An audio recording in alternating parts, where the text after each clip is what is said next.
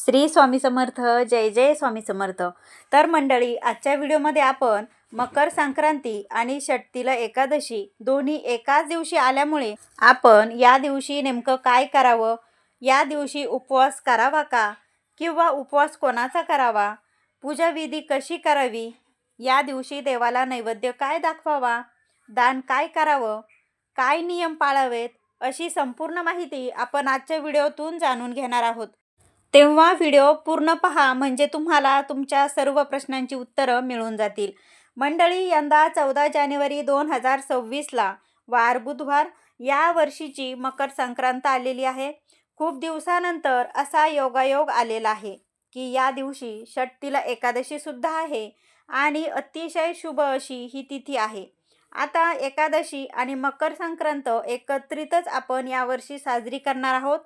14 जानेवारी 2026ला वार बुधवार या रोजी दुपारी ठीक 3:06 सूर्य मकर राशीमध्ये प्रवेश करणार आहे.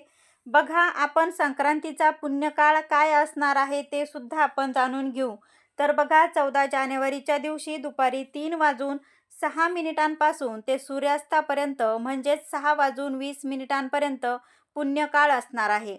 तर आपल्याला यंदा या पुण्यकाळामध्येच बघा, महिलांनी त्यांचा वाणवसा करायचा आहे. दान धर्म पूजा याच वेळेमध्ये करणं अतिशय शुभ मानलं जातं.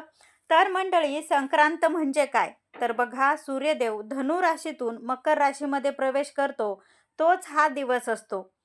त्या दिवशी स्नान दान सूर्यपूजा जप तप यासाठी अत्यंत श्रेष्ठ हा दिवस मानला जातो. एकादशी म्हणजेच भगवान विष्णू आणि श्री विठ्ठल यांना अत्यंत प्रिय असणारी ही तिथी आहे. तर या दिवशी उपवास, नामस्मरण, हरिपाठ, अभंग या गोष्टींना सुद्धा खूप महत्त्व असतं आणि हे केल्यामुळे आपल्याला सगळ्यात मोठं पुण्य प्राप्त होतं. या दिवशी श्री हरिविष्णूंची पूजा आणि स्तोत्राचं श्रवण सुद्धा करायचं असतं. सकाळी लवकर उठून आपण या दिवशी स्नान वगैरे करायचं आहे. या दिवशी विष्णू सहस्रनामाचे पठण किंवा श्रवण या दिवशी अवश्य करा. याने घरातील नकारात्मक ऊर्जा नष्ट होते आणि घरामध्ये सुख समृद्धी नांदते. बघा, आपल्या जवळपास असणारं विठ्ठल रुक्मिणीच्या मंदिरामध्ये जाऊन सुद्धा तुम्ही या दिवशी तिळगुळाचा नैवेद्य अर्पण करू शकता. तसेच बघा, भगवान विष्णूंच्या मंदिरात जाऊन सुद्धा तिळगुळाचा नैवेद्य या दिवशी जरूर अर्पण करायचा आहे. बघा, तुम्ही तिळगुळाचे लाडू सुद्धा अर्पण करू शकता किंवा तुम्ही तिळगुळाच्या वड्या सुद्धा अर्पण करू शकता. आता भगवान विठ्ठल हे भगवान श्री हरी विष्णूंचंच रूप आहे, त्यामुळे संक्रांतीच्या दिवशी आपण हा नैवेद्य दाखवल्याने आपल्या जीवनामध्ये गोडवा येतो. तसेच बघा, सुख समृद्धी आपल्या जीवनामध्ये नांदते. तर बघा मंडळी, आपण संक्रांत व एकादशी दोन्ही एकाच दिवशी आल्याने आपण त्याचे नियम काय आहेत तर ते सुद्धा आपण जाणून घेऊ. बघा, जर एखाद्या दोन महान तिथी एकत्र येतात तेव्हा शास्त्रानुसार एकादशीला प्राधान्य दिलं जातं आणि मुख्य म्हणजे उपवास हा एकादशीचाच असावा आणि तो एकादशीचाच करावा. संक्रांतीचे दान पुण्यकर्म एकादशीच्या नियमात आपल्याला बसवायचे आहे.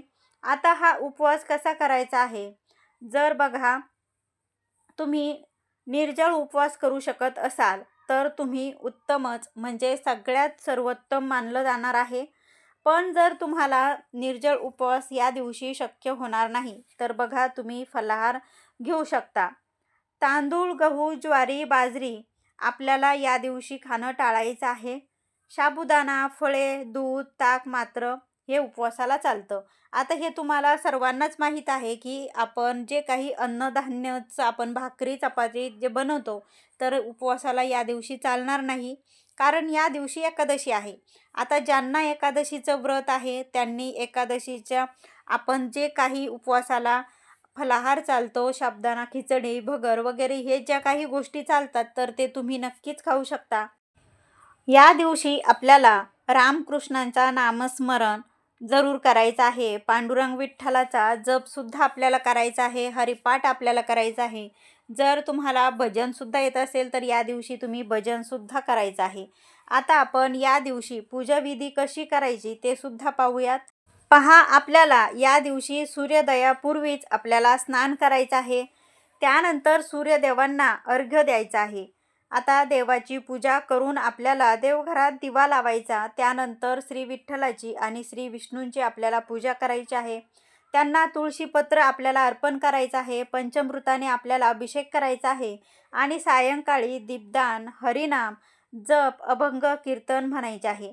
आता बऱ्याच जणींना असा प्रश्न पडतो की मकर संक्रांतीला सत्यनारायण करावायचा का? तर बघा, मग आता एकादशी आली तर मग काय करावं? तर एकादशीच्या दिवशी सत्यनारायण करणे अत्यंत शुभ मानलं जातं. भगवान विष्णूंचाच एक अवतार असलेल्या सत्यनारायणाची पूजा एकादशी तिथीला केल्यास त्याचे विशेष असं आपल्याला लाभ मिळतो. बघा, जसं आपण पौर्णिमेला सत्यनारायण करणं अतिशय शुभ मानलं जातं, तसंच बघा मकर संक्रांतीच्या तिथीवर सत्यनारायण करणं अतिशय शुभ मानलं जातं. आणि पहा, यंदा तर असा दुहेरी योग जुळून आलेला आहे. बघा, 11 वर्षापूर्वी असा योग जुळून आला होता आणि यंदा सुद्धा असा दुहेरी योग जुळून येतोय. तर त्यामुळे सत्यनारायण जरूर तुम्ही जर करण्याची इच्छा असेल त्यांनी जरूर मकर संक्रांतीच्या दिवशी आपल्याला सत्यनारायण हा जरूर करावा. बघा, 14 तारखेला तुम्हाला काय करायचं? तर मकर संक्रांतीची जशी तुम्ही पूजा नेहमीप्रमाणे करता त्याप्रमाणे तुम्हाला करायची आहे. या दिवशी तुम्ही हळदी कुंकू करायचे असेल तर तुम्ही ते सुद्धा करू शकता. मकर संक्रांतीच्या दिवशी विवाहित महिला जी सुगड पूजा करतात ती नेहमीसारखीच तुम्हाला नेहमीप्रमाणे करायची आहे. आणि बघा, जे एकादशीचा उपवास करतात त्यांनी नेहमीसारखाच एकादशीचा उपवास करायचा. एकादशीला तिळगुळ खाता येतो का? तर त्यामुळे हो, खाता येतो. त्यामुळे एकादशीच्या दिवशी तुम्ही तिळगुळाचा नैवेद्य जो देवाला दाखवणार आहात तर तो प्रसाद म्हणून तुम्ही भक्षण करू शकता, म्हणजेच खाऊ शकता. त्यात कुठलीही अडचण नाही. पण बघा, हा जो पुण्ययोग जुळून आलेला आहे त्या पुण्ययोगामध्ये काही विशेष साधना किंवा काही विशेष दान जर केलं तर बघा तुमची अडलेली कामे पूर्ण होतील. 7 पिढ्यांचे दोष हे उपाय दूर करतील. तर ते कोणते उपाय आहेत तर ते सुद्धा आपण जाणून घेऊ. पण त्याआधी आपण या दिवशी आपण नेमकं काय दान करू शकतो तर ते सुद्धा पाहूयात. बघा, त्यामध्ये तुम्ही तीळ दान करू शकता, गूळ दान करू शकता, उबदार कपडे आहेत ते दान करू शकता. त्याचबरोबर ब्लँकेट, चादरी, चांगले कपडे म्हणजेच नवीन कपडे आपल्याला या दिवशी दान करायचे आहेत. चुकून सुद्धा तुम्ही या दिवशी फाटके कपडे कुणाला द्यायचे नाहीत. चांगले कपडे द्यायचे, त्यात तांदूळ द्यायचे आहे, अन्नदान करायचं आहे. गोदान या दिवशी करावं. आणि दान करताना आपल्याला आपल्या मनात एकच भावना ठेवावी की हे देवा, माझ्या घरात सुख, समृद्धी, आरोग्य आणि भक्ती नांदू दे. आज आता बघा, सगळ्यात महत्त्वाची गोष्ट म्हणजे या दिवशी केलेला उपवास 1000 एकादशी केल्याचं पुण्य आपल्याला देतो. म्हणजेच मकर संक्रांतीच्या दिवशी जर एकादशी आली तर तो उपवास आपण केला तर आपल्याला अनंत एकादशी केल्याचं पुण्य आपल्या पदरी पडत असतं. मग बघा, या दिवशी काय करू नये तर या दिवशी मांस खाऊ नये, मद्यपान या दिवशी सेवन करू नये, घरामध्ये भांडण करू नये, नकारात्मक गोष्टी बोलणे टाळावं, खोटं बोलणं टाळावं, देवाची निंदा करणं या दिवशी चांगलं नाही किंवा इतरांची निंदा करणं सुद्धा या गोष्टी आपण प्रकर्षाने टाळायच्या आहेत. आणि बघा, या दिवशी आपल्याला भगवान विष्णू आणि विठ्ठलांचे आपल्याला नामस्मरण करायचं आहे. यांचे नामस्मरण केल्यानंतर आपल्या जीवनातील जे काही अडथळे आहेत ते दूर होतात. तसेच या दिवशी तुळशीची पाने बघा तोडायची नाहीत. या दिवशी भात देखील आपल्याला खायचं नाही, कारण या दिवशी एकादशी आहे, हे सर्वांना माहीतच आहे. तसेच बघा, तुळशीला देखील आपण या दिवशी पाणी अर्पण करू नये, कारण बघा या दिवशी तुळशी मातेचा सुद्धा उपवास असतो. म्हणजेच एकादशी आल्यामुळे आपल्याला मकर संक्रांतीच्या दिवशी तुळशीला सुद्धा आपल्याला पाणी अर्पण करायचं नाही. 2026 मध्ये संक्रांत आणि एकादशी एकत्र येणे हा फारच दुर्मिळ योगायोग आलेला आहे. असा हा दिवस आपल्याला अजिबात वाया घालवायचा नाही. या दिवशी नामस्मरण, उपवास, दान व भक्तीने आपले जीवन पवित्र करायचे आहे. आता ज्यांना उपवास करणं अजिबात शक्य नाही त्यांनी बघा मकर संक्रांतीच्या दिवशी जेवणात नेमके काय काय बनवावे ते पाहूयात. आपण सगळ्यांनाच बघा उपवास करणं शक्य होत नाही. मग संक्रांतीच्या दिवशी कोणते पदार्थ आपण खाऊ शकतो हे सुद्धा आपण थोडक्यात जाणून घेऊ. बघा, कोणते पदार्थ खाणं या दिवशी शुभ मानलं जातं. या पदार्थामागचे धार्मिक व सांस्कृतिक महत्त्व काय हे सुद्धा आपण थोडक्यात जाणून घेऊ. बघा, संक्रांत म्हणजे नुसता सण नाही, तर ऋतू बदलण्याचा, दानधर्म करण्याचा आणि जीवनामध्ये गोडवा वाढवणारा हा दिवस. षटतिला एकादशीच्या दिवशी सुद्धा तिळाचं फार मोठं महत्त्व असतं. नावातच तिळाचं महत्त्व आहे. त्यामुळे बघा, तिळाचा 6 प्रकारे वापर आपल्याला करायचा आहे. आता जर तिळाने स्नान, तिळाचं उटणं, तिळाचं होम, तिळदर्पण आणि तिळाचं दान, तिळभक्षण असं 6 प्रकारे आपल्याला तिळाचा वापर केल्याने पुण्यफल हे प्राप्त होणार आहे. आता आपण पाहिलं की हे दान तिळाचं म्हणजेच तीळ लेपन.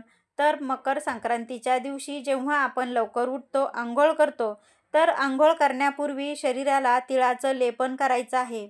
म्हणजेच अंगाला तिळाची आपण पेस्ट करून उठण्याप्रकारे म्हणजे उठण्यासारखं आपल्याला ते लावायचं आहे. त्यानंतर गरम पाण्यामध्ये आपण जे अंघोळीसाठी पाणी घेतलेलं असतं त्यामध्ये सुद्धा पांढरे तीळ टाकून मग आपल्याला त्या पाण्याने स्नान करायचं आहे. त्यानंतर बघा, दुसरे जे तिळाचं दान आहे ते म्हणजे तिळदर्पण. एका तांब्याच्या भांड्यामध्ये पाणी भरायचं, त्यामध्ये पांढरे तीळ, हळदी, कुंकू, फूल, अक्षदा, थोडासा गूळ अशा प्रकारे संपूर्ण मिश्रित पाण्याने सूर्यदेवांना आपल्याला अर्घ्य द्यायचं असतं. अर्घ्य देताना ओम ऋणी सूर्याय नमः हा मंत्र स्त्रियांनी म्हणावा आणि ओम सूर्यदेवाय नमः हा मंत्र पुरुषांनी म्हणावा. त्यानंतरचे तिसरे दान म्हणजे बघा, दक्षिण दिशेला तोंड करून आपल्याला पितरांच्या नावाने अर्घ्य देता येतं. म्हणजेच याला शब्द आहे तिळदर्पण, तर ते सुद्धा आपल्याला करायचं आहे. त्यानंतर तिळाचं चौथं दान म्हणजे तीळ होम. तर या दिवशी आपल्याला देवघरातल्या देवी देवतांची जेव्हा आपण पूजा करतो, तर त्यांना सुद्धा आपण तिळाच्या पाण्याने स्नान घालू शकतो. त्याचबरोबर एका पंतीमध्ये थोडेसे तांदूळ, त्यामध्ये थोडेसे पांढरे तीळ आपल्याला मिक्स करायचे आहे आणि त्यामध्ये आपण 1-2 कापर वड्या ठेवून आणि हा आपल्याला पेटवून द्यायच्या असतात. तर अशा पद्धतीने आपण तिळाचा होमसुद्धा घरामध्ये करू शकतो. त्यानंतर बघा, तिळाचं पुढचं दान म्हणजे तिळभक्षण. तीळ घातलेले विविध प्रकारचे अन्नपदार्थ आपण या दिवशी खाऊ शकतो. अगदी तिळगुळ जरी आपल्याला कुणी दिलं म्हणजे दान केलं, तर ते सुद्धा खाऊ शकतो. आपल्या घरामध्ये आपण त्याच्या वड्या बनवून सुद्धा खाऊ शकतो. आता त्यापुढचे बघा, तिळाचे दान म्हणजे तिळदान. तिळदान आपण एकमेकांना तिळगुळ देतो त्यावेळेस काय म्हणतो, तर बघा, तिळगुळ घ्या आणि गोड गोड बोला.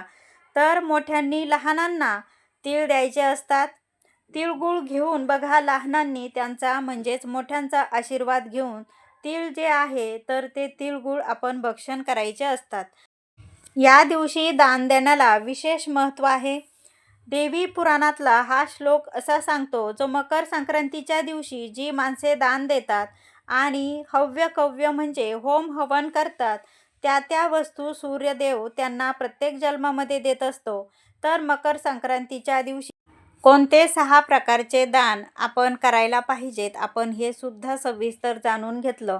तर अवश्य या दिवशी या 6 प्रकारची दान तुम्ही नक्की करा.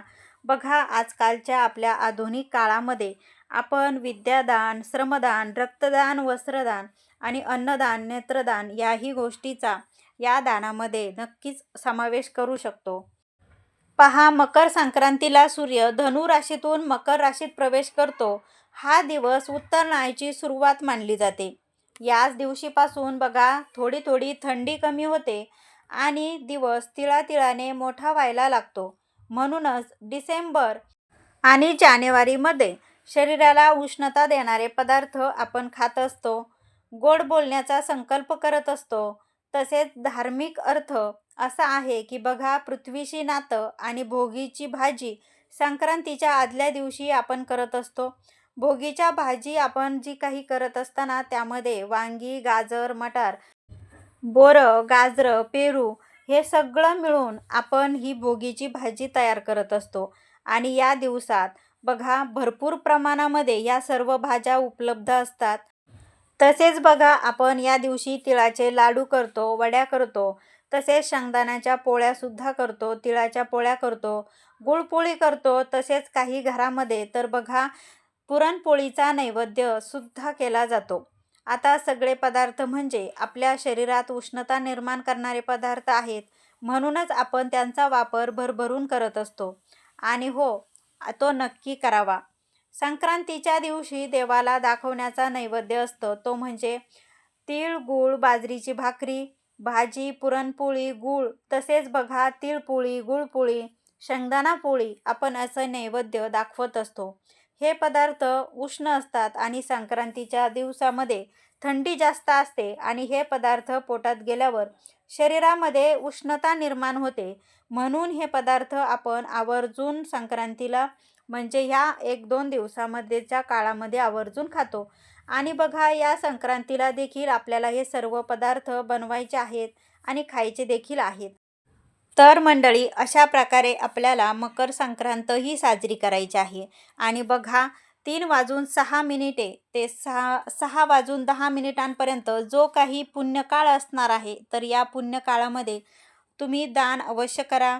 घरामध्ये पूजापाठ करणार असाल तर तोही करा. महिलांनी बघा जे काही तुम्हाला सवासणीचं वाण द्यायचं आहे किंवा वाण वळसा करायचा आहे तो सुद्धा तुम्ही या काळामध्ये नक्की करू शकता. तर मंडळी तुम्हाला ही माहिती कशी वाटली हेही मला कमेंटद्वारे नक्की कळवा. व्हिडिओ आवडल्यास व्हिडिओला लाईक करा, शेअर करा. चॅनलला तुम्ही अजूनपर्यंत सबस्क्राईब केलं नसेल तर चॅनलला सुद्धा सबस्क्राईब करा. भेटूया पुन्हा अशाच एका नवीन माहितीसोबत. तोपर्यंत धन्यवाद. श्री स्वामी समर्थ.